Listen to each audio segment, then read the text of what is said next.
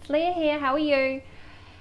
I've been to the markets again, super exciting, and I'd like to show you how I set up my fridge for the week and how I keep my fruit and vegetables, or rather my leafy greens, just nice and fresh and crisp, and they have a tendency not to go I don't know, all slimy, and they start to wilt and fall apart. So I've got this is last week.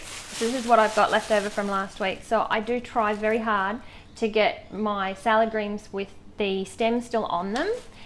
So this one's a piece of kale, and I was really excited because I normally just end up getting kale like this, and it doesn't last as long. So essentially, all I do is a bit of paper towel into a bowl, just like that. And then I just put some water into that so the paper towel is wet. And this is the last of the bunch that I've got to go. But as you can imagine, if you've got the stem and it's sitting in the paper towel, it's still drawing up the moisture into the leaves. So essentially it's still a living food. So it's at optimal freshness when I actually go in and cut it up and turn it into salads.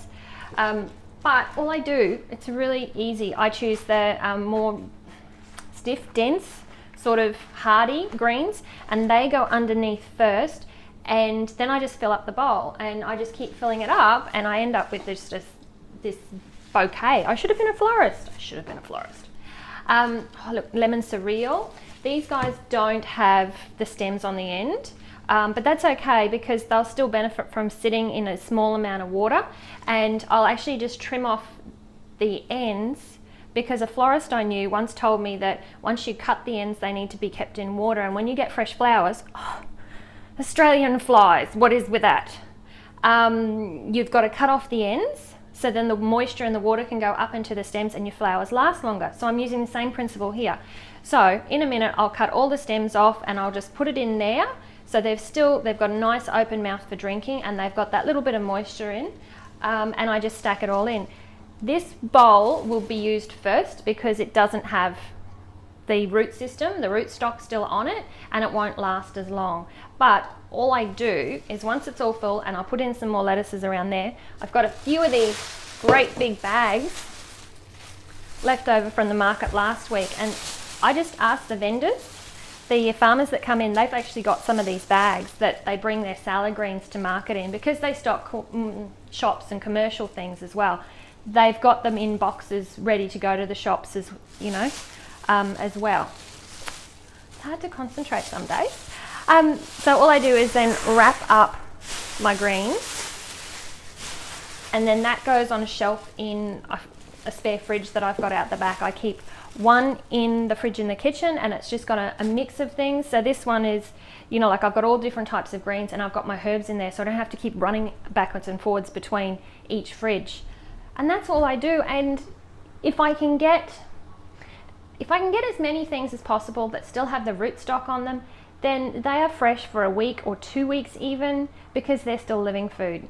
And as I said, they're still growing.